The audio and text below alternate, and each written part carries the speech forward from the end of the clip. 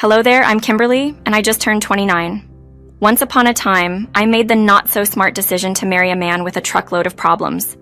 I was under the charming but mistaken belief that love could fix everything. I thought I could be the one to make him realize how valuable he was. Boy, was I wrong. While love is strong, it isn't a magic wand that can teach someone to cherish themselves. My ex, let's refer to him as Joseph, was obsessed with making his parents happy. And I don't mean the normal kind of wanting to make your parents proud. This deep, engulfing obsession drove every decision he made, almost as though he measured his self-worth through their approval alone. Now, about his parents, whom we'll call Mr. and Mrs. Ellis to keep things anonymous. They were a classic case of parents who didn't really engage with their son's life, leaving him desperate for their attention and approval. It was truly sad to see. I quickly figured out that I couldn't fill the emotional gap left by his parents. What's worse, Joseph had this terrible habit of blowing our savings on whatever his parents wanted. Yes, I'm talking about over-the-top gifts, fancy vacations, and all kinds of splurges that were completely unnecessary. Our money seemed to flow directly into Mr. and Mrs. Ellis's pockets, making their disregard even more frustrating for me. This reckless spending was a constant source of fights between us. It felt like I was competing with his parents for his priorities, and it was draining our marriage. Despite the turmoil and never-ending disagreements, my care for Joseph didn't waver. I hoped he could escape the unrealistic expectations of his parents and discover true joy within himself. Yet it became painfully clear that my love alone wasn't enough to pull him from the grasp of their harmful influence. Brace yourselves, because this roller coaster story takes an even sharper turn. One day, Joseph came to me with a serious look, hinting he had something major to share. Having been through many ups and downs with him, I braced myself for what was next, unaware of the bombshell about to be dropped. As Joseph started the conversation, I had a gut feeling it would escalate into our biggest disagreement yet. "Kimberly, there's something crucial I need to discuss," he said, setting a serious tone. "What's going on?" I inquired, already tensing up for what might come next. "It's about my parents. They're retiring soon. I've been thinking of gifting them a luxury vacation as a surprise. It's going to cost a pretty penny," he shared, with a mix of excitement and apprehension. "That sounds lovely, as long as the money's coming from your personal savings. I really don't want to dip into our joint savings again," I said, hoping to avoid another financial argument. "I don't have enough to cover it myself. I was hoping to use some of our savings," Joseph admitted, looking hopeful, yet anxious. "Joseph, if it's beyond what we can comfortably afford, maybe we should reconsider the expense," I suggested gently, trying to bring him back to reality. But he quickly lost his cool. "You just don't get it, Kimberly. I love my parents. I want to do something extraordinary for them. Love isn't about counting every penny spent. It's about grand gestures," he argued passionately. I countered, "But love is also about being there for each other and making sacrifices together, not at the cost of our financial stability. This trip might mean a lot to them, but we have to think about our future too." Joseph was insistent, though. "I have to do this for them. I thought you of all people would understand. They're everything to me." "And you're everything to me, Joseph. But we have to be practical. We can't just use up all our savings on one trip," I reasoned, hoping to find some middle ground. He accused me of being selfish, unable to see the importance of his gesture. "It's not about being selfish, it's about being sensible and planning for what's ahead," I explained, wondering just how much he planned to spend. When he said he needed all of it, my heart sank. "All of our savings? Joseph, that's just reckless," I said, shocked by the magnitude of his request. "You're being heartless," he retorted, convinced I couldn't understand his desire to please his parents. "No, Joseph, I'm being realistic. We can't afford to give away $85,000 on a whim," I said, my patience wearing thin. His casual mention of getting the money back later only added to my frustration. "Really, Joseph? That's not how this works," I snapped back, my sarcasm barely veiling my disbelief. It was clear we were at an impasse, our views on love, responsibility, and financial security clashing more than ever. The argument reached a fever pitch. Our voices weren't the only things escalating. Suddenly, objects were taking flight, shattering upon impact as if to punctuate our heated exchange. In this chaos, Joseph dropped a bombshell, declaring if I couldn't back him up on this, he wanted a divorce. He probably expected me to panic, to claw desperately at the fragments of our marriage, but I didn't. Instead, I gathered all the serenity and resolve I could muster and simply responded, "Okay, Joseph, if that's truly what you desire." The astonishment on his face was a sight to behold. He had anticipated tears, begging even, but what he got was my unwavering stance. I was done indulging and fostering his fantasies. If he wished to squander his future chasing shadows, he was free to do so without me. I didn't mince my words. I laid it all bare. I made it clear that his endless quest for his parents' approval was as futile as trying to shield oneself from a storm with just an umbrella, an exercise in futility. He attempted to counter, but a simple raise of my hand stopped him cold. I declared my exhaustion from battling for a love ensnared by unrealistic expectations and an unending thirst for validation. "Go ahead, spend your fortune chasing after those who hardly glance your way," I told him, firm in my resolve to end the cycle of letdowns and empty promises. And just like that, the harsh truth struck him, the grim reality of our predicament finally dawning on him. Our marriage had deteriorated into a war zone, and it was time to hoist the white flag, to seek peace on individual paths. A month has passed since the divorce was finalized, and I can honestly say the feeling of liberation is utterly exhilarating. Gone are the days of groveling, no more endless disputes over finances or yearning for approval that was never ours to win. Now I'm breathing freely, liberated from the heavy load of his doubts that once shadowed my days. The sun seems to shine a bit more brightly with each new day. True, Joseph made attempts to sneak back into my life, cloaked in concern and queries about my well-being. Yet I could easily see through his facade. There was no way I was going to fall for his ploys once more. As the saying goes, fool me once, shame on you. Fool me twice, shame on me. I decisively turned away from his efforts to reignite any spark that was once there. I had realized I'd invested too much in trying to repair someone uninterested in changing. It was high time I shifted the focus to my growth and joy. Rebuilding wasn't a walk in the park, let me be clear. Splitting our shared assets and getting accustomed to a different financial reality demanded patience and resilience. I was used to a certain way of living, but adapting wasn't foreign to me. I embraced the hard work required to reconstruct my life anew, discovering a strength and independence I hadn't known was within me. Rekindling old friendships, diving back into hobbies I'd put on the back burner, and discovering new interests made the world feel vast and full of possibilities. I was keen to make the most of this fresh start.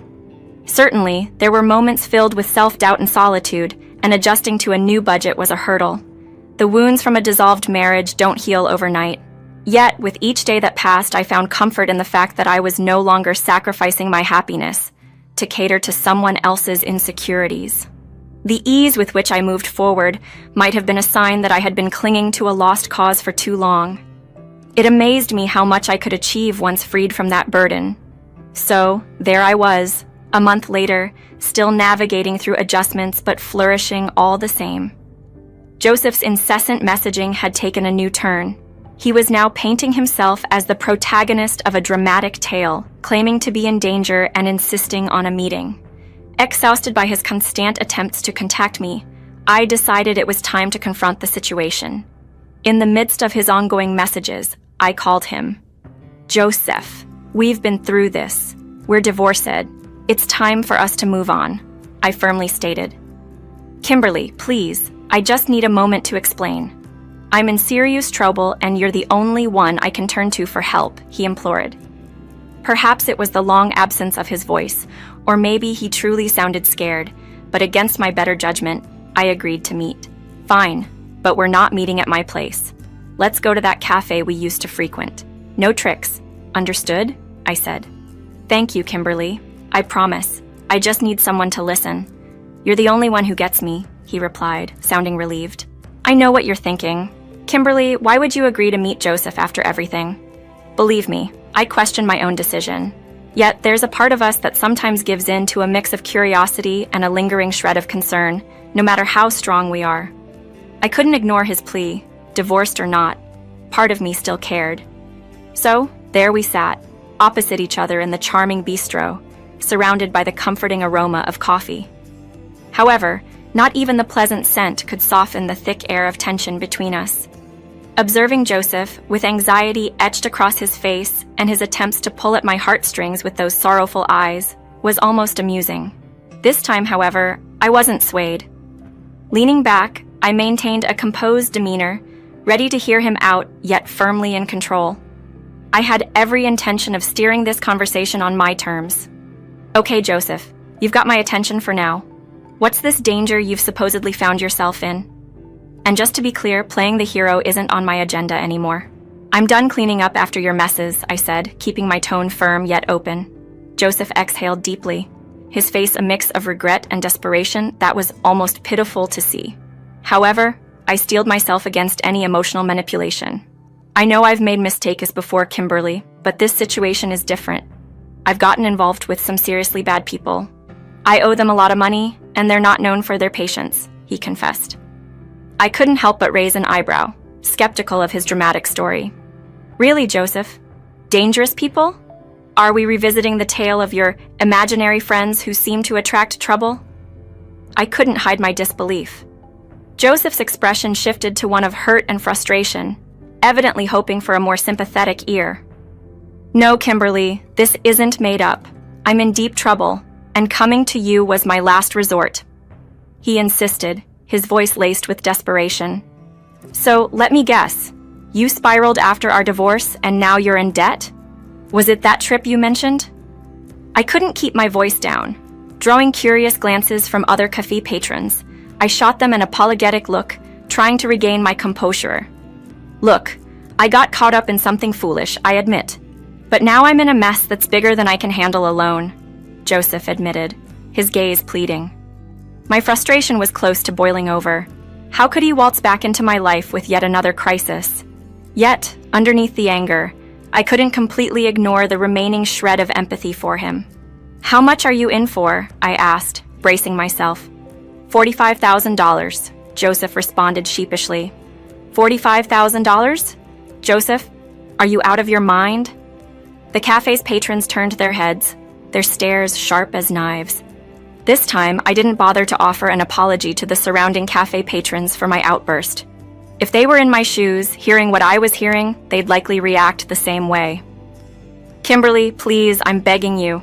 I've got nowhere else to turn. I know I've made a mess of things, but you're the one person who really believed in me, Joseph pleaded, his eyes shining with a sincerity that reminded me of the man I once loved. But those days were long gone, and my priority now was self-preservation, even if it meant walking away from him. Don't pull at my heartstrings, Joseph. It's way too late for that. When you said you needed help, at most $12,000, but $45,000, you've completely lost it, I responded, my voice a mix of disbelief and indignation. Overwhelmed, Joseph began to cry, oblivious to the uncomfortable glances from others. Joseph, calm down. This isn't the place for a scene. What's going to happen if you don't pay this back? I asked, trying to grasp the full extent of his predicament. They're threatening to harm me, Kimberly. I'm not joking. This is really bad, he managed between sobs. Recognizing the gravity of his situation, I softened a bit. Okay, Joseph. Start from the beginning. Tell me everything, I urged. He recounted his story, explaining his desperate attempt to finance an extravagant trip for his parents. He'd relied on a friend who ultimately let him down, leaving him ensnared in a significant debt. As he shared his tale, I felt a whirlwind of emotions, frustration at his recklessness, and a begrudging amusement at the irony of his situation. So, you borrowed from dangerous people to impress your parents, who haven't even acknowledged your efforts? That's what you're saying? I asked, my tone laced with incredulity. Joseph's face fell, tears streaking down his cheeks as he acknowledged the bitter truth. It's true. Since they went on that trip, it's as if I don't exist to them, he admitted, the remorse in his voice palpable. Despite everything, I couldn't help but feel a twinge of sympathy for him. It was a harsh dose of reality for Joseph, facing the consequences of his decisions head-on. Yet, as much as I wanted to detach myself, seeing him so vulnerable and regretful stirred a compassion within me. What a complex situation he had entangled himself in, indeed. Joseph, I know the last thing you want to hear is, I told you so. But you did bring this upon yourself. I warned you that it wasn't a smart move. Worse yet, you chose to divorce me over it, and now, here you are, at a loss. You sought their approval, investing everything into their wishes, only to be met with silence. It's a tough lesson, but it's one you needed to learn, I said, the words heavy with both concern and resignation. This situation was a difficult reality for both of us to face. Joseph had pinned his self-worth on people who couldn't value his sacrifices, and I had to accept that I couldn't shield him from his own decisions any longer. I had hoped that facing such dire consequences would make him see that I had always been in his corner, that reducing himself to merely someone who seeks parental approval was his undoing. As we sat there, enveloped in silence, the weight of our past, filled with broken promises and dreams, pressed down on us. At that moment, I realized it was time to let go completely. No more second chances, no more trying to repair the irreparable. Joseph needed to confront the repercussions of his actions on his own, and I had to pursue my happiness elsewhere. I do hope you find a way out of this, Joseph, I offered, my voice tinged with a finality that surprised even me. You're not going to help? Joseph looked at me in disbelief.